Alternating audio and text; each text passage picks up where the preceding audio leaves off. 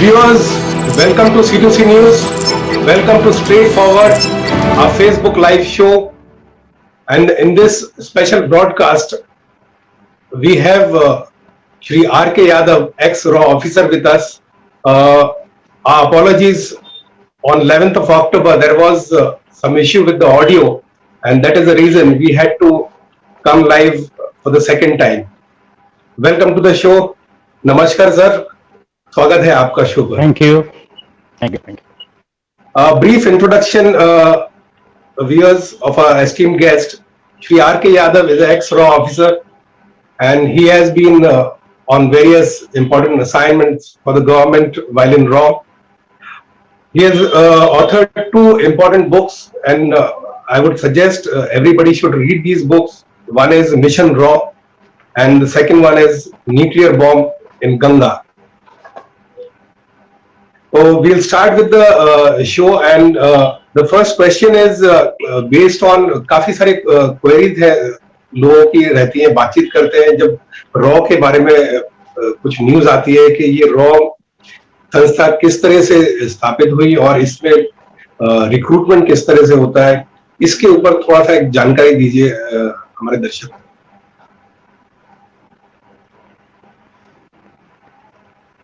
देखिए, हमारे टाइम पे जो रिक्रूटमेंट था वो बिल्कुल ही क्लोजली गार्डेड था.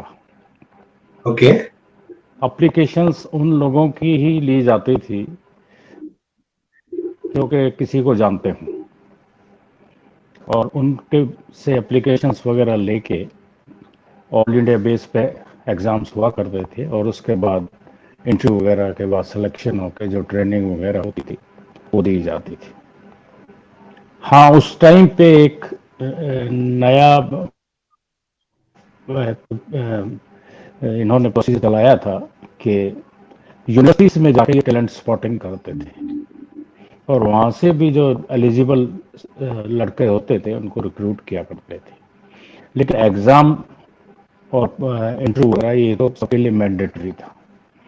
हाँ, अब ये हो रहा है कि सर्विस सिलेक्शन बोर्ड से जो नीचे के रैंक के एम्प्लॉइज हैं उनका सिलेक्शन वहाँ से कराया जा रहा है, और यूपीएससी से जो लेफ्ट आउट रह जाते हैं उनको ये सीनियर क्लास वन पोस्ट के लिए रिक्रूट कर रहे हैं, जो कि मेरी नज़र में गलत तरीका है. क्योंकि अगर जो यूपीएससी में लेफ्ट आउट है तो वो यहाँ पे कॉम्पिटेंट कैसे हो सकता है. इसको इनको देखना चाहिए, और यूपीएससी से जो एग्जम्पशन है उसका इनको मिली हुई है रिक्रूटमेंट में, और उसके बेस पे जो क्लास वन ऑफिसर्स की रिक्रूटमेंट है उसका एक हाई प्रोफाइल कोई एग्जाम का तरीका बनाना चाहिए, और उसके बेस पे आईएएस जैसे आईएएस और आईपीएस की रिक्रूटमेंट होती है उसी पैटर्न पे इनको रॉ के अंदर भी करना चाहिए. तो इसमें थोड़ा सा मैं एग्री नहीं करता कि इस रैंक पे इस तरह की रिक्रूटमेंट यहाँ पे हो. अदरवाइज दूसरा स्टाफ है वो आजकल सर्विस सिलेक्शन बोर्ड से हो रहा है. हाँ, लेकिन जो कांस्टेबल वगैरह की रिक्रूटमेंट है या लोअर रैंक पे है वो ये खुद ही करते हैं. Right sir.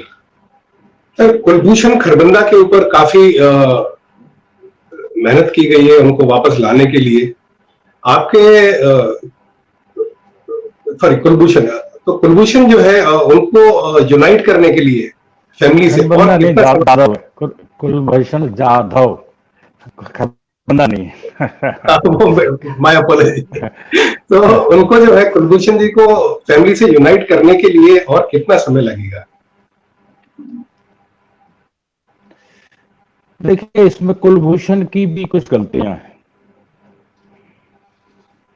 उसने जैसे पीछे क्लेम किया था कि मैं रॉ के लिए काम करता हूँ, ये इन्फॉर्मेशन गलत थी. हाँ, उसने रॉ के लिए काम करने के लिए अपनी ऑफर दी थी, लेकिन उसकी जो ओवरऑल वर्किंग वहाँ देख के या उसका ओवरऑल बिहेवियर देख के उसको इन्होंने एक्सेप्ट नहीं किया था, और वो रॉ के लिए काम नहीं करता था. ये बिल्कुल गलत गलत है और इसके पाकिस्तान ने उस पर जो एलिगेशन लगाया है बिल्कुल झूठा है। और को अगर वो इस बेस जेल में डाला हुआ है और ये उस पर एलिगेशन लगाए तो ये सरासर एक खुद का बनाया हुआ उनका प्लान था। क्योंकि जब ये ईरान में एक बंदरगाह पे अपने शिप का चला रहा था, छोटा शिप, तो इसको किडनैप किया था और ओके। किडनैप करने के बाद इसको बलूचिस्तान में दिखाया गया था और बलूचिस्तान में एक ऐसी जगह दिखाया गया था कि जो कि हिल्ली एरिया था। और आपको यहाँ पे बताना चाहूंगा कि ईरान पाकिस्तान बॉर्डर पे किडनैपिंग एक बहुत बड़ा बिजनेस है और आईएसआई ने एक ईरानी जो टेररिस्ट आउटफिट थी उसके थ्रू इसको किडनैप कराया था और किडनैप करा के इसको बलूचिस्तान में लाया गया और उसके बाद ये दिखाया गया कि ये यहाँ पे anti national anti Pakistani activities के लिए आया है, जो कि बिल्कुल सरासर झूठ था। क्योंकि पाकिस्तान अब तक ये प्रूव नहीं कर पाया कि इसके जो को एक्यूज कोई थे पाकिस्तान में या अकेला ही ये पूरे पाकिस्तान के, के लिए में काम करने के लिए आया था। कोई भी इसका और साथ काम करने वाला पाकिस्तान में अभी तक ऐसा नहीं हुआ है, ना किसी पे एलिगेशन लगा है। तो एक सिंगल हैंडेड एक आदमी पाकिस्तान में सबवर्शन या दूसरी एक्टिविटीज के लिए दिखाया गया है, तो ये पाकिस्तान का एक बिल्टअप केस है और ये बिल्कुल झूठा केस है। और आईसीजे ने इसको पाकिस्तान को हिदायत दी है कि इसका एग्जीक्यूशन है वो रोक दिया जाए, तो वो ठीक ही कहा है। और मुझे लगता नहीं कि अब ये इसको एग्जीक्यूट करेंगे और कितने समय अपने पास रखते हैं ये देखने की बात है।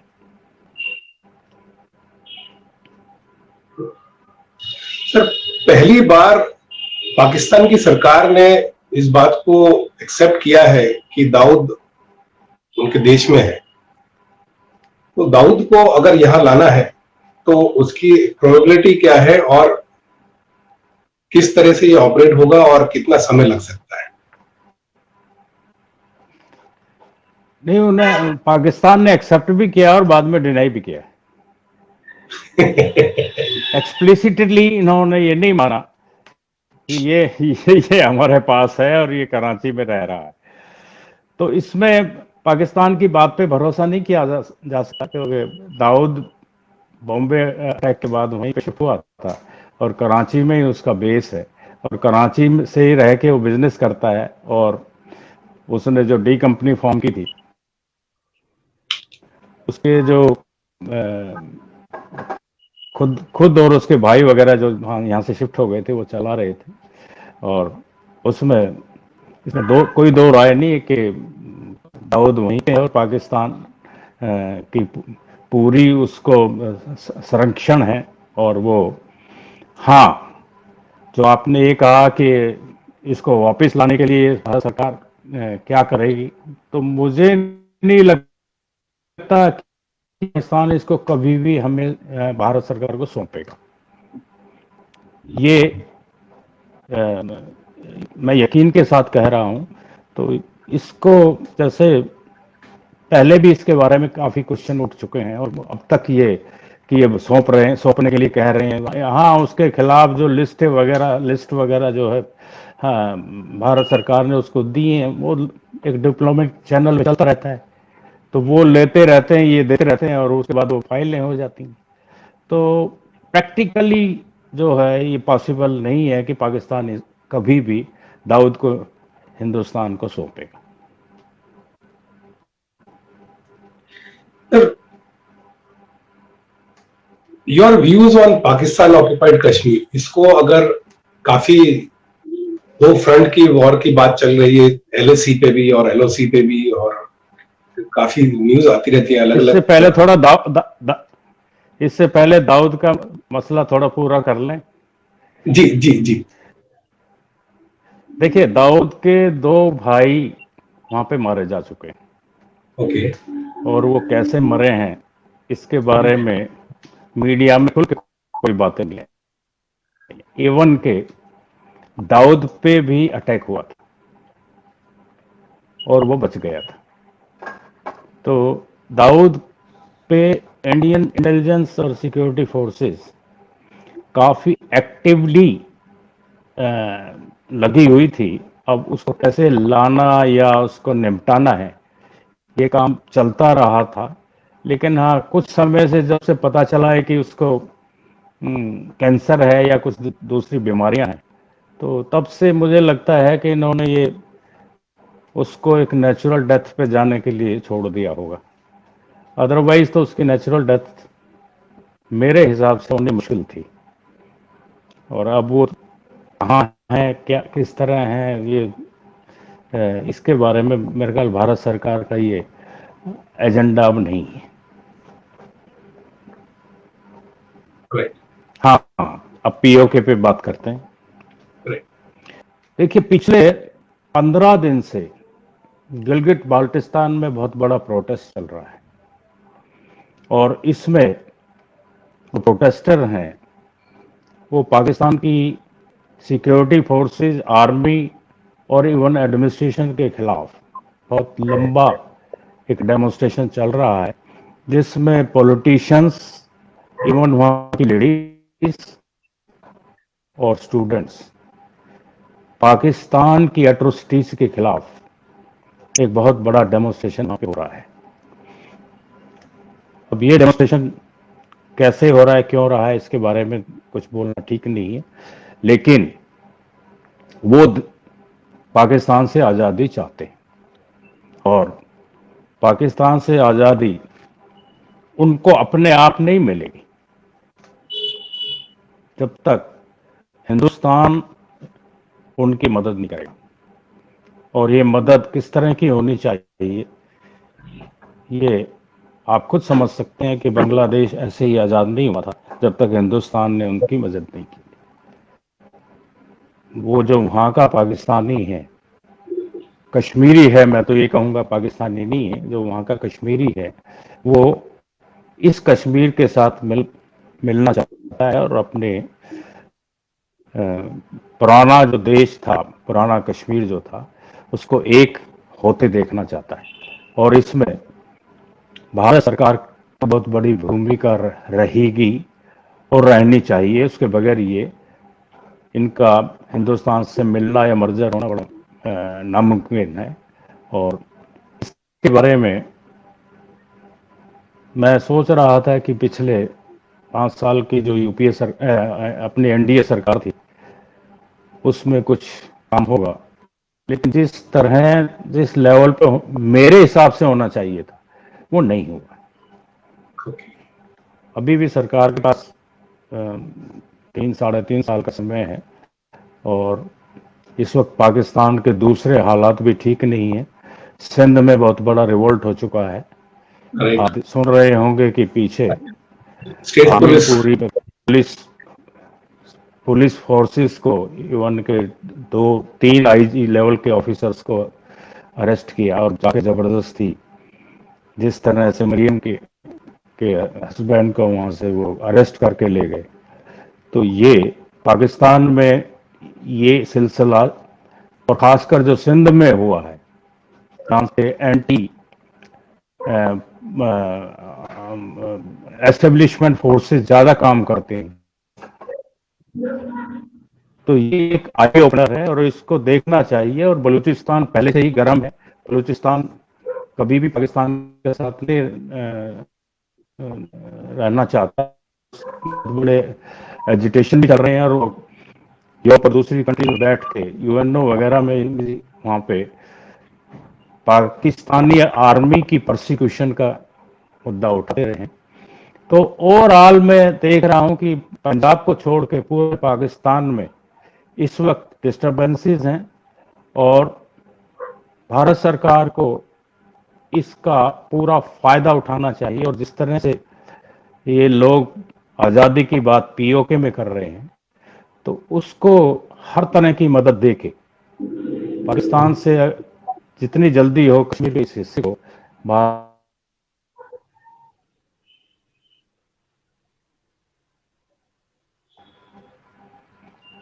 Right. So this brings us to the end of the show, and as a practice, before we end the show, हमारे एस्टीम्ड गेस्ट को हमेशा हम बोलते हैं, रिक्वेस्ट करते हैं कि जो लोग लाइव टेलीकास्ट देखेंगे और बाद में रिकॉर्डेड वर्जन देखेंगे, तो आप एक मैसेज दीजिए उनके लिए जो आप चाहते हैं कि लोग उसके बारे में विचार करें। देखिए, आपके शो के बारे में नहीं सर, देश की जनता के लिए। शो से मेरे को कुछ वो नहीं है। जी हाँ। Reason why just 1 minute sir, the reason why we ask this question at the end of the show, her esteemed guest एक यूनिक एक्सपीरियंस और एक्सपर्टीज लेकर आता है, तो उनकी जो एक्सपीरियंस और एक्सपर्टीज है उसको मद्देनजर रख के वो देश के जो नागरिक है उनको क्या बोलना चाहते हैं जिससे वो उसका फायदा उठा सके। देखिए, मैं बड़ा प्राउड फील करता हूं कि मैं इस देश में पैदा हुआ। डेमोक्रेसी की जितनी जड़ें गहरी इस देश में है, वो अमेरिका को छोड़ के किसी और दूसरी तीसरी कंट्री में नहीं। हमें बोलने की पूरी आजादी है और हम अपनी सरकार को या अपनी एस्टेब्लिशमेंट को किसी तरह भी उनके गलत कामों में घेर सकते हैं। ये आम आदमी भी कर सकता है, जो कि एक हमारे लिए बड़ी प्रिविलेज की बात है। और देश में जिस तरह से डेमोक्रेसी की जड़ें गहरी हुई हैं और आगे भी रहेंगी, मैं उम्मीद करता हूं कि हमारे आने वाला नौजवान इसको राइट स्पिरिट में लेके अपनी अपलिफ्टमेंट करेगा और देश को आगे बढ़ाने के लिए इसमें अपना सहयोग और योगदान देगा।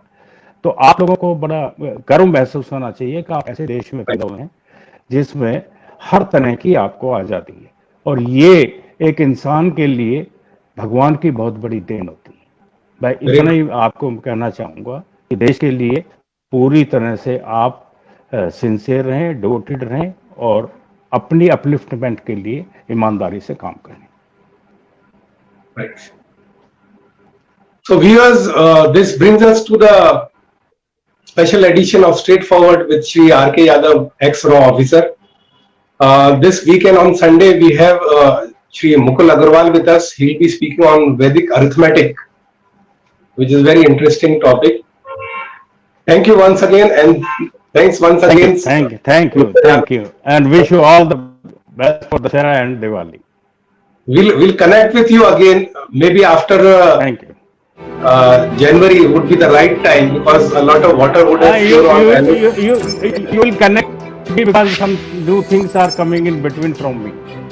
Definitely, sir. Pleasure for us. Pleasure. Okay. Right, sir. Okay.